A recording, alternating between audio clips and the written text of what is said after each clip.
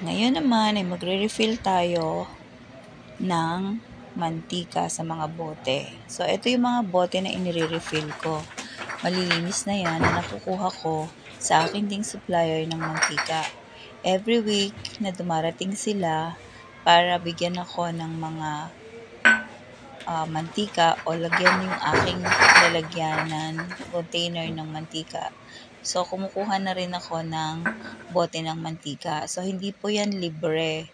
Siyempre, may bayad din po yan at mas mahal na nga po ang presyo nito kaya dumagdag pa po yan sa bayarin namin sa mantika.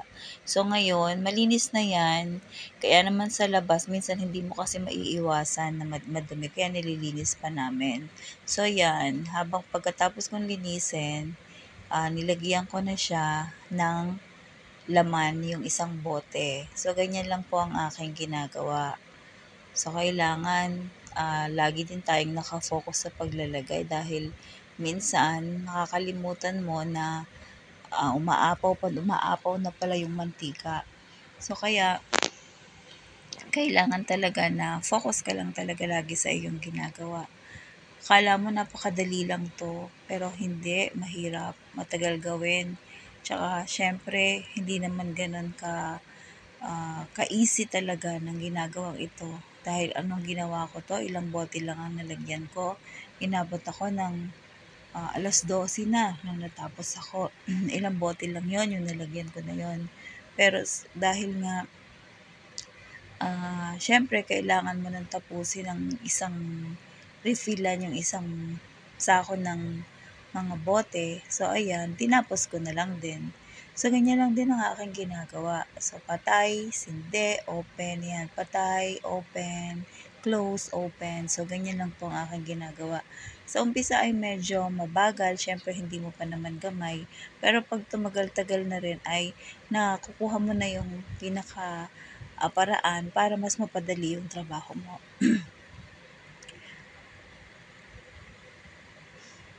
So, medyo matagal yan kasi nga 100 plus din ang nalagyan ko. So, after kong malagyan yan, ayan na siya. So, inilapag ko na lang siya sa may semento. Hindi po natin masasabi na tiles po yan. Nasa labas lang po kasi, nasa harapan lang po kasi ng aking bahay yan. So, diyan ko na lang po inilagay. So, ayan, pagkatapos kong mai-refill po lahat ng bote, so, ayan naman po, lalagyan ko ng takip isa-isa. Nilalagyan ko po muna ng takip yan isa-isa para lahat na po ay malagyan ko. So, dahil nga madami din siyang bote, kaya mabagal din ang ating paglalagay. So, kumukonsumo talaga siya ng oras. Kaya nagtatagal kasi nga, ang dami-dami ng mga proseso bago ka makatapos na mabuo mo yung isang bote ng mantika.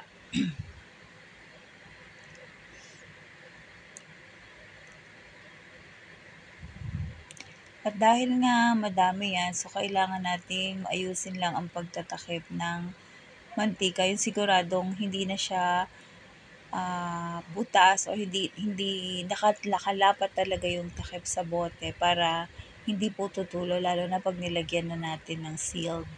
Pag isinelyo na natin siya. So, ayan, malapit nang matapos. Medyo ilang oras na rin yan na ginagawa ko.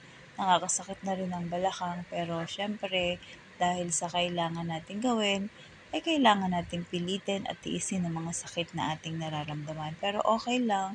Pagka naman ginagawa mo to, kung ano naman yung ginagawa mo, nag-enjoy ka, yun naman ang importante, hindi mo nararamdaman yung pagod. So, yun na nga, pagkatapos ko namang maitakip lahat, so natakpan ko na po siya lahat, ay kukuha naman ako ng pang-label. So, itong pang-label na to ay galing na rin yan sa supplier ko. Binibigay na rin nila pag nag-deliver sila sa akin ng mantika. So, yan. Ganito lang pala. Nung una nahihirapan ako, hindi ko alam kung paano ko to ikakabit. Kaya naman binibenta namin ng mantika na walang label. Pero mas marami naman talaga na walang selyo. Pero mas marami naman talaga na naghahanap na syempre mas gusto nila yung may selyo para mas maganda naman siyang tingnan kaysa sa wala. So ayan, isa-isa na naman po nating lalagyan ang bawat bote ng selyo para pag sinara na natin siya, ay isahan na lang din na sarahan. So, medyo madami-dami din po yan, kaya habang gumagawa tayo or naglalagay tayo niyan, ay syempre, nag-iisip tayo ng kung ano-ano na naman.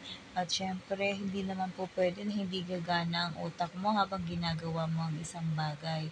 Pero dahil nga sinasabi ko, kahit na nakakapagod, ay kayang-kaya lang din naman ang ating ginagawa. Basta desidido tayo, basta nandun yung determinasyon na gawin natin ng isang bagay ay kayang-kaya naman. So, after ko matapos yan, ito na po ang pagsiselyo na po ang ating gagawin. Meron lang po akong mainit na tubig, pinakulo ko siya. At yung ating pong inilagay na selyo sa ibabaw ay ibabaliktad lang po natin sa mainit na tubig. At tingnan nyo naman po, magic, di ba? Okay na, sarado na, silyado na. And hindi na po nakakaya sa ating mga customers. So, ganyan lang po siya kadali. Itataob lang natin at paikot-ikutin at yan, dahil sa init ng tubig ay na-close na po ang ating selyo. So, ayan, paulit-ulit lang po natin gagawin habang mainit talaga ang tubig. Kasi pag hindi na siya mainit, pag medyo lumamig na siya, kahit na hindi yung malamig na malamig, yung malamig lang ng konti, mga ilang bote lang nga siguro yung malalagyan mo kasi lalamig na rin siya. So yun, hindi na siya masyadong didikit. Hindi na niya kayang i-sealed yung bote. Tapos natatanggal na yung pinakaibabaw niya kasi nga hindi na siya masyadong mainit. Lumamig na siya. So kaya habang ginagawa mo to, kailangan mabilis. At saka papalit-palit ka rin talaga ng tubig kasi kailangan mo talagang mainit na tubig. So, ito na po yung pinaka-easiest way na gagawin para maisa yan. Katulad nito, malamig na ang tubig niyan dahil hindi na niya kayang isara. So, kailangan ko na naman palitan yung tubig. So, yun na nga, kailangan mo lang talagang um, gawin ang mga bagay na ito kahit na wala ka pong sealer at matatapos mo din tiyaga-tiyaga lang. So, ayan, ito na po ang ating finished product. Nalagyan ko na po lahat at nailagay ko na siya sa mga lalagyan. So, bukas naman ay dadalhin ko na siya sa tindahan para may mga bumibili ay maibenta na natin kasi minsan na nauubusan ako sa tindahan. So, yun lang po. Thank you for watching.